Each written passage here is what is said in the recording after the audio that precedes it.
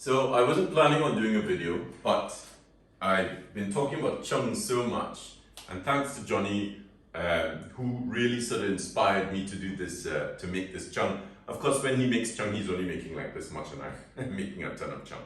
So I made some lemon Choeng earlier on in the year, and I just poured it out and distilled it, and some great things that have happened out of it. So I've been left with this. You can still see there's liquid at the bottom there. This liquid, this beautiful syrup, when you add it to water, fizzy water or hot water, it's really lovely. But one of the great side effects of the lemon from the Choeng is if you have a sore throat or you're coughing and you have a couple slices of it, it's like a natural, sort of cough pastil. So I stuffed quite a lot of it in this jar to keep in the fridge. And then the Choeng, I've added some lemon back to it so that when I come to making maybe a cocktail or just adding it to hot water or adding it to a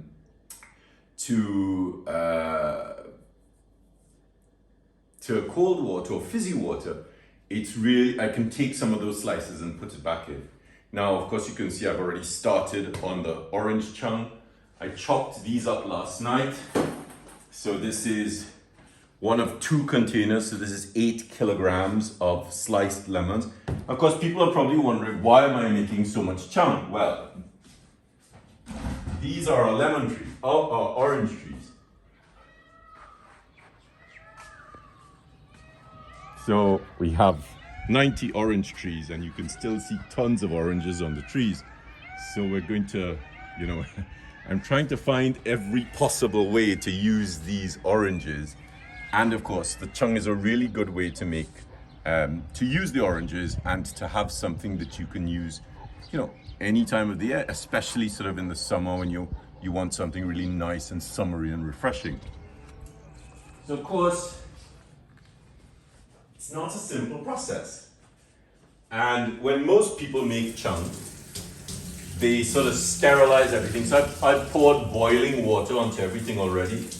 I'm not being too careful with the sterilization because it's quite a lot of stuff to mix, and it's not like I'm making 2 or 3 bits bottles of Choeng. I'm making some massive quantities. So the Choeng recipe is 1-to-1. So it's 1 sugar to 1 whatever it is you're making. So I have the sugar out here, but I'm being a little bit careful and I'm not adding as much sugar. So instead of doing 1-to-1, I think I'm doing like 1 fruit to maybe 3/4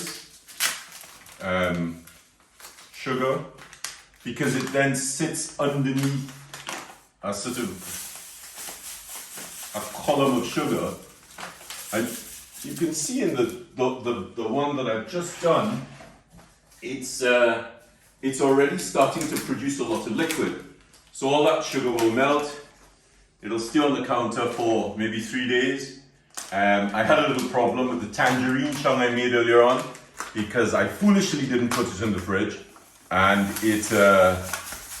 it started to get a little bit fermented.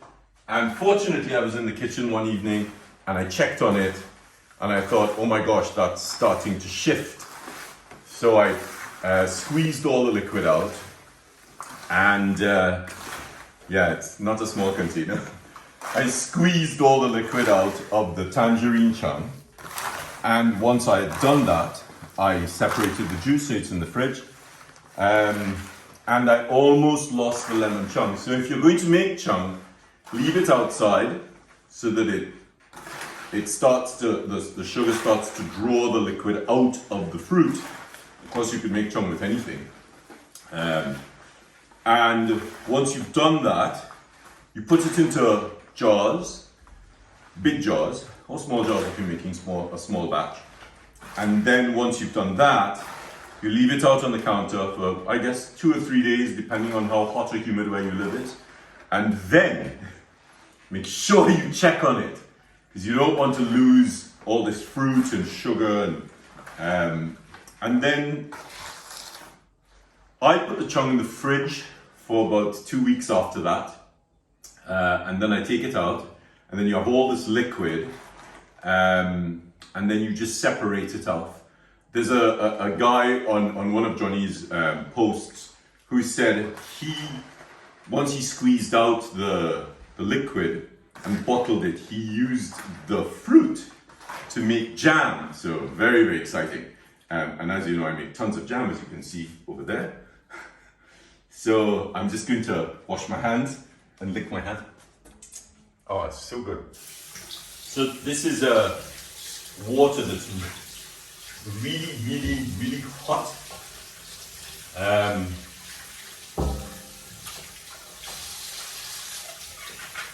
I'm only making the chung for us, I'm not making it for anybody else.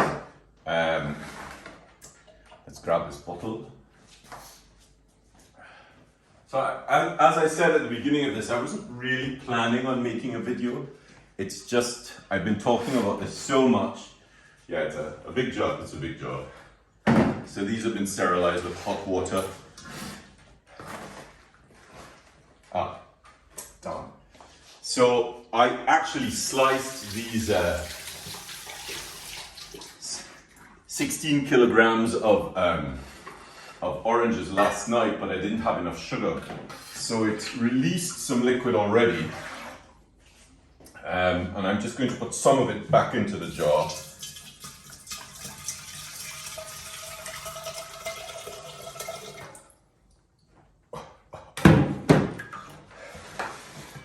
And I'm just going to put because the whole table's been sterilized, and I'm just going to put that into the jar. And then once I get to the top, I'm going to cover it with sugar, as you can see over there. But you can see that sugar is already starting to become saturated with liquid. And after 3 days, all of the liquid is really drawn out of the fruit, and then you can use it with hot water to make like a tea, or you can use it with normal water to flavor the water, or you can use it with fizzy water if you want a fizzy drink, or you can use the liquid in a cocktail, because of course essentially in the West we make a simple syrup by boiling the sugar and the fruit.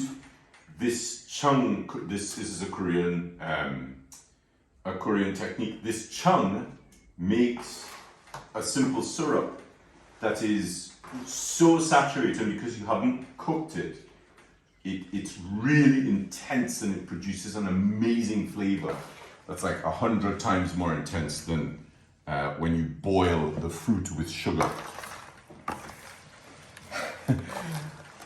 I don't think people will be making this much chung, but at least it gives you a chance to see, for those of you who follow me calligraphically, it gives you a chance to see some of the stuff that I do in the kitchen. Last night I made this really new rind marmalade, orange rind marmalade, and it is fantastic.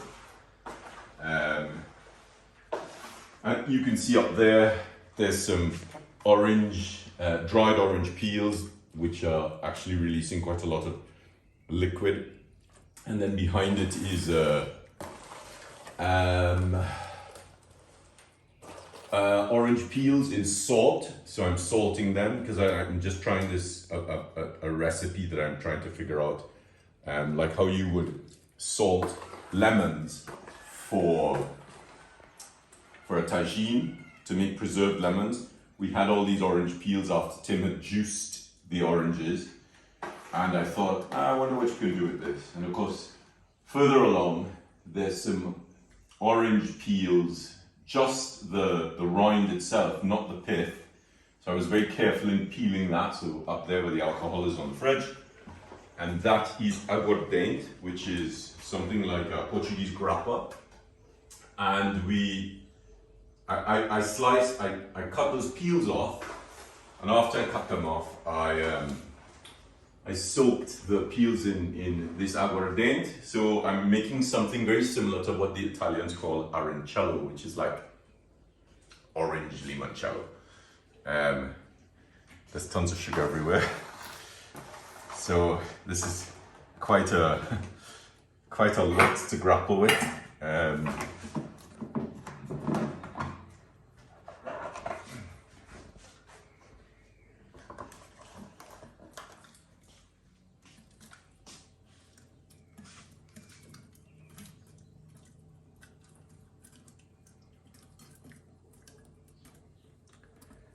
So once this is full, I then have to fill the top of it with sugar, just to ensure that it's completely sealed off. I know it's a lot of sugar, but the syrup is absolutely fantastic. And what, you know, I can't wait to try this, but what was really amazing about the lemon chung was I had a really bad cough when I was making it. And from eating the lemons, it really sort of got rid of the cough very quickly. There's quite a lot of liquid in here already. Right, let's... So in the end, that jar on the end of the table there, this one, this is what this jar will look like. So I hope this little video, which isn't that little, I hope this video on how I'm making chung will inspire you to make chung. And you can do this with any fruit that has moisture. You can do it with vegetables, and might not be as successful. I would play a little bit with the sugar recipe, because the sugar to fruit recipe is 1-to-1. I brought it down a little bit because our oranges are very, very sweet. And then just bottle it up into little bottles that you can pour some of. So good luck with your chung making exercises, and I would love to hear back from you.